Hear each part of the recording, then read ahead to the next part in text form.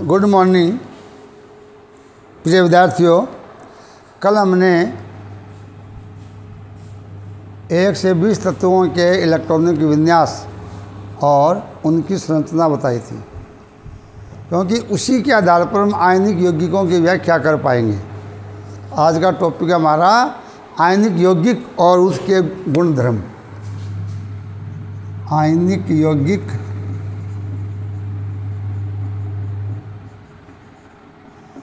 इनको विद्युत संयोजी यौगिक बोल देते हैं और विशेषताएं।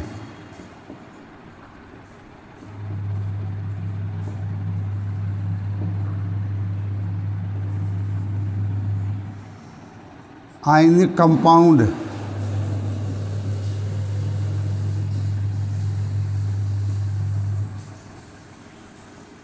Ionic compounds. अब आपको परमाणु संरचना के बारे में ज्ञान है।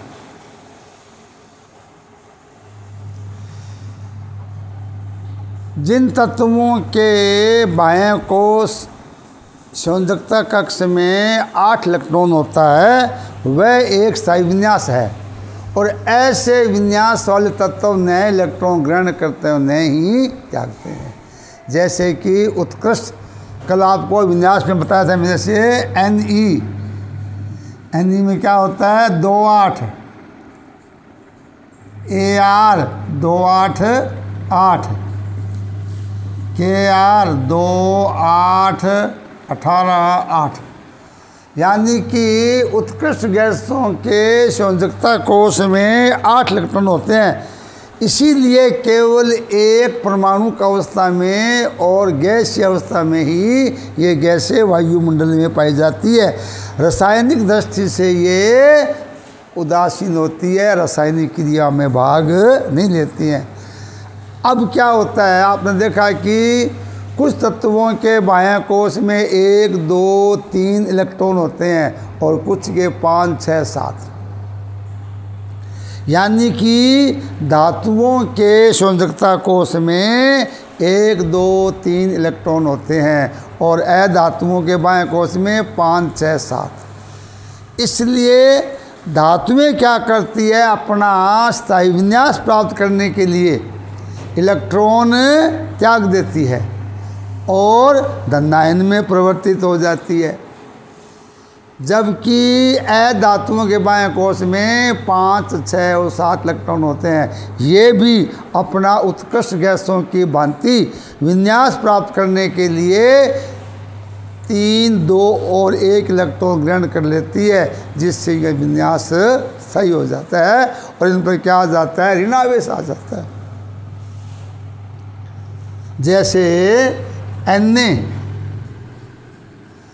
Na का 2-8-1 होता है विन्यास, और ये स्थायी विन्यास प्राप्त करने के लिए क्या करता है, 1 इलेक्ट्रॉन त्याग देता है और क्या बन जाता है, धनायन।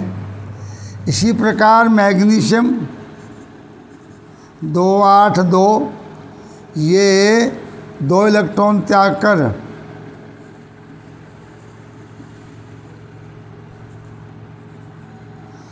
इधर Cl में क्या होता है 2-8-7, ये इलेक्ट्रॉन ग्रहण कर क्या बन जाता है, Cl माइनस 2-8-8।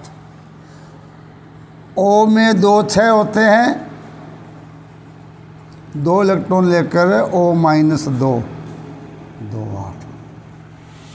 यानी कि इलेक्ट्रॉन त्याग कर अष्टक पूरा होता है और ग्रहण करके अष्टक पूर्ण होता है। तो जो तत्व इलेक्ट्रॉन त्यागता है उसका क्या होता है, ऑक्सीकरण। क्या होता है, ऑक्सीकरण। और जो इलेक्ट्रॉन ग्रहण करता है उसका क्या होता है, अपचन। तो अब क्या है कि इलेक्ट्रॉन त्यागने और ग्रहण करने पर क्रम से धनायन और ऋणायन आ जाता है। जब ऐसे 2 तत्व संपर्क में आते हैं, जैसे Na और Cl एक दूसरे के संपर्क में आएंगे, Na 1 इलेक्ट्रॉन त्याग कर Na आयन में परिवर्तित हो जाता है उस इलेक्ट्रॉन को Cl लेकर Cl- में परिवर्तित हो जाता है।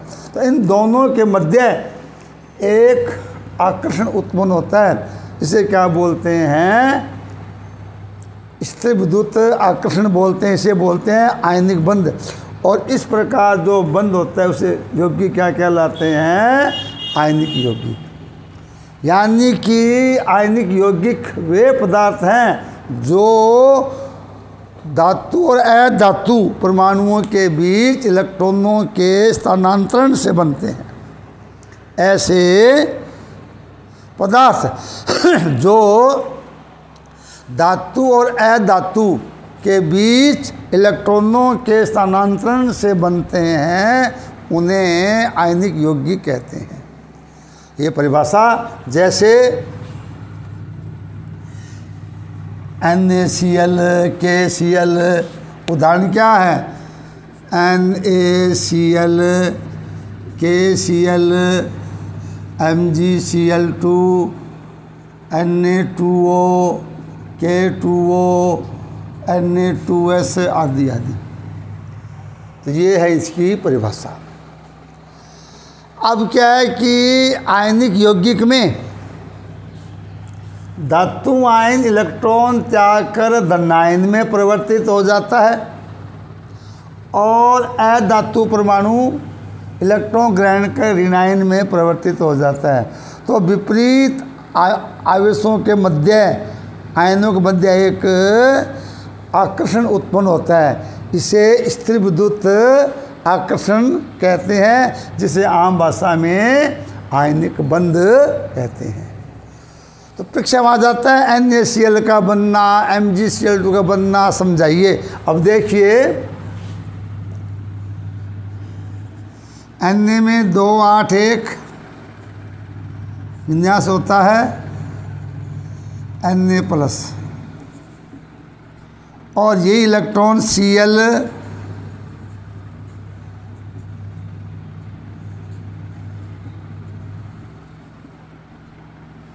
यानी Na+Cl- चेंज NaCl। इसको ऐसे भी दर्शा सकते हैं, Na में 1 इलेक्ट्रॉन दिखा देंगे, Cl के बायां कोश में 7 इलेक्ट्रॉन होते हैं, तो ये अपना 1 इलेक्ट्रॉन Cl को दे देगा। तो क्या बना देगा ये? Na पर क्या आ जाएगा? प्लस, और Cl पर आ जाएंगे 8 इलेक्ट्रॉन, ये Na। इसको हम परमाणु संरचना में शो कर सकते हैं। कैसे?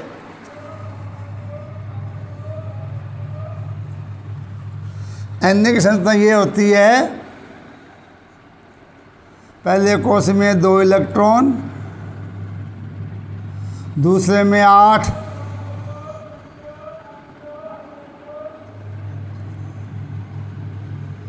और तीसरे में 1 इलेक्ट्रॉन। तो Na+Cl, Cl में क्या होता है? 2 8 7,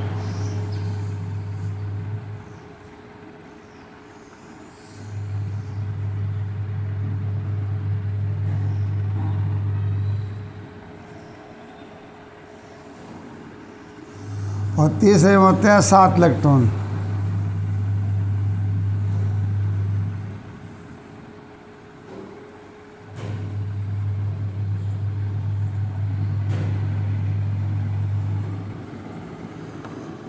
Na बराबर 2 8 1, Cl बराबर 2 8 7। Na क्या स्थायी विन्यास प्राप्त करने के लिए 1 इलेक्ट्रॉन Cl को प्रदान कर देता है, और इससे क्या बन जाएगा? Na आयन और Cl- आयन।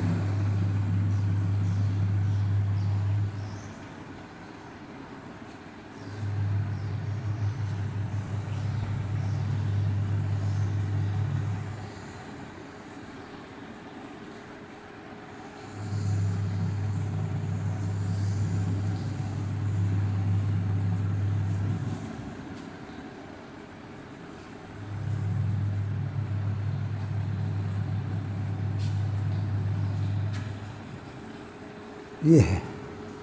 Na पॉजिटिव, तो ये एक ही बात है। तो ये दे सकते हैं Na के विन्यास में एक इलेक्ट्रॉन होता है बाह्य संयोजकता कोश में, Cl के संयोजकता कोश में 7 इलेक्ट्रॉन है। Na एक इलेक्ट्रॉन त्याग कर Na प्लस में परिवर्तित हो जाता है और Cl एक इलेक्ट्रॉन ग्रहण करके Cl माइनस में परिवर्तित हो जाता है। विपरीत आयनों के मध्य आकर्षण होता है, इसे क्या बोलते हैं? आयनिक बंधन। इसी प्रकार MgCl2 का बनना भी दर्शा सकते हैं अपने। यहाँ अगर हम Mg ले लें, Mg तो 2 8 2 ये हो जाएगा Mg। अब चूंकि Cl में 7 ही इलेक्ट्रॉन है तो यहाँ 2 Cl अपने को बनाने पड़ेंगे, एक Cl को बना देंगे यहाँ।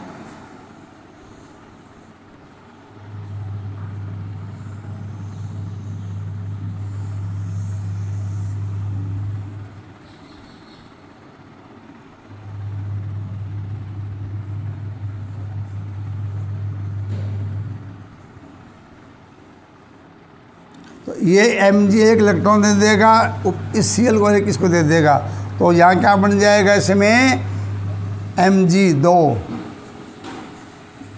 Cl एक नीचे और बनाएंगे हम यहाँ।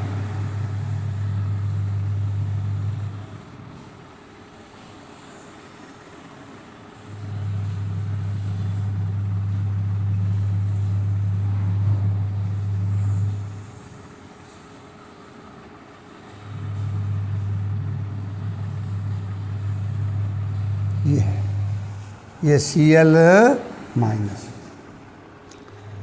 इस प्रकार इनकी इलेक्ट्रॉनीय संरचना आ जाती है कि आयनिक यौगिक से कहते हैं NaCl और MgCl2 का बनना समझाइए। तो ये इसके 2 उदाहरण हैं, ये इनका बनने का प्रोसीजर है। अगर ये नहीं बनता है सीधा ये दे सकते हैं हम Mg 2 इलेक्ट्रॉन दिखा देंगे, yes. Cl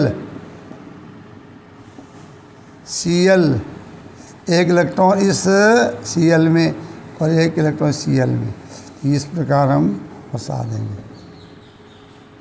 Mg plus 2 2Cl minus. तो अथवा बुक में ये दिया हुआ है, ये और आसान इससे क्या स्पष्ट हो जाती है स्थिति क्या है, और ये दोनों एक ही बात है। तो ये है आयनिक यौगिक के उदाहरण। अब यहाँ आयनिक यौगिक के विशेष गुण धर्म है, उसमें 5 है आपके। तो आयनिक या विद्युत संयोजक यौगिकों के गुण, पहला है भौतिक अवस्था। आयनिक यौगिकों के गुण,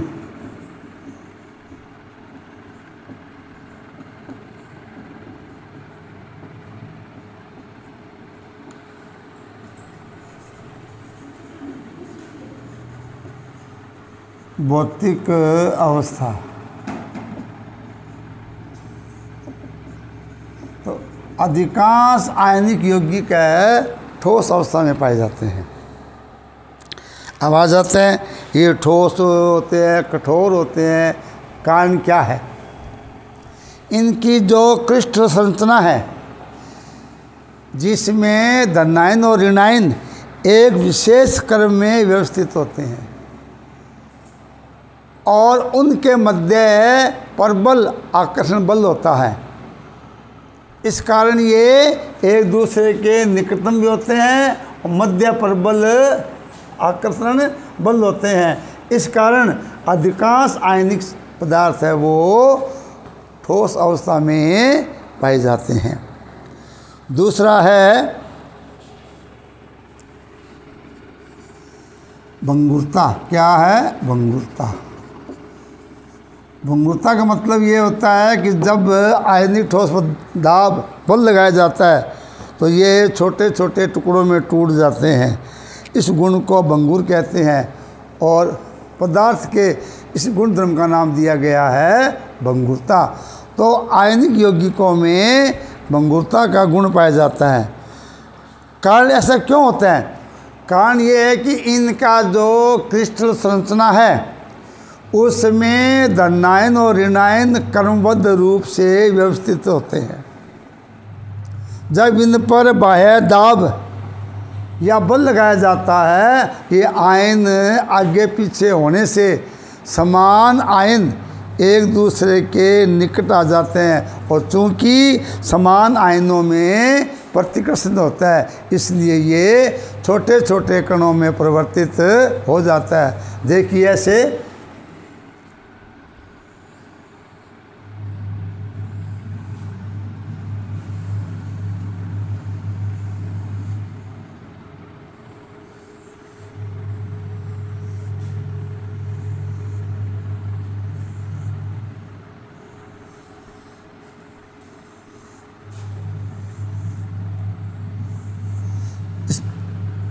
इस प्रकार इनमें ये आयन है एक क्रम में व्यवस्थित होते हैं। ये plus minus plus minus minus plus minus, इस प्रकार ये है। अब क्या, जब हम दाब लगाते हैं बल लगाते हैं, ये आयन क्या आगे खिसकेंगे, इसको दाब लगाने से क्या होगा, ये आयन आगे हो जाएंगे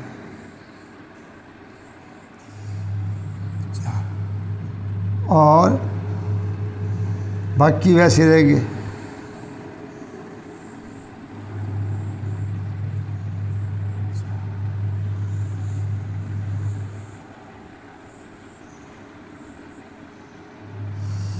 यहाँ क्या था, प्लस माइनस प्लस, अब यहाँ क्या था, पहले माइनस था तो प्लस माइनस प्लस, इस प्रकार समान आयन।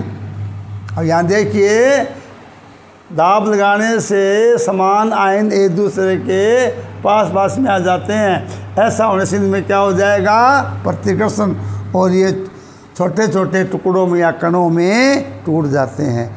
इसे क्या बोलते हैं, भंगुरता। तीसरा है गलनांक क्वथनांक।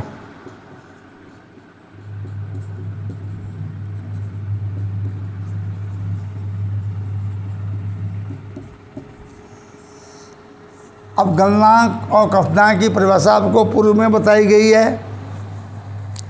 गलनांक वह तापक्रम है जिस पर ठोस गर्म करने पर द्रव में परिवर्तित हो जाता है। क्वथनांक वह तापक्रम है जिस पर द्रव को गर्म करने पर गैस की अवस्था में परिवर्तित हो जाता है। तो आयनिक यौगिकों के गलनांक और क्वथनांक सदैव उच्च या अधिक होते हैं,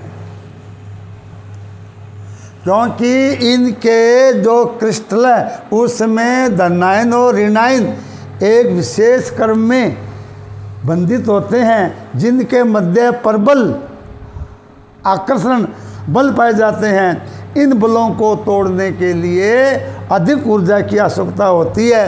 अतः आयनिक यौगिकों के गलनांक और क्वथनांक उच्च होते हैं। नंबर 4,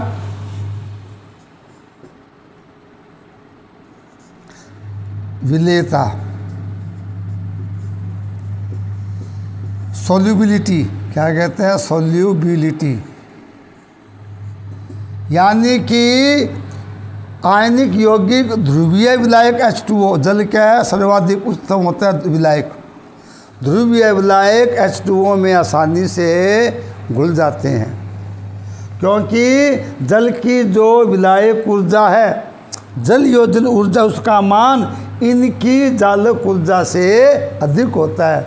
यही कारण है कि अधिकांश आयनिक यौगिक जल के अंदर घुल जाते हैं। कुछ यौगिक ऐसे हैं जो आयनिक है फिर भी जल में घुलते नहीं है, कारण उनकी जो जालक ऊर्जा है वो जल की विलायक ऊर्जा से ज़्यादा होती है। अपवाद क्या है, BaSO4, AgCl, PbSO4। ये यौगिक ऐसे हैं जो जल में घुलते नहीं हैं। क्यों नहीं घुलते? इनकी जालक ऊर्जा का मान जल की विलायक ऊर्जा से अधिक होता है। और पांचवा है चालकता।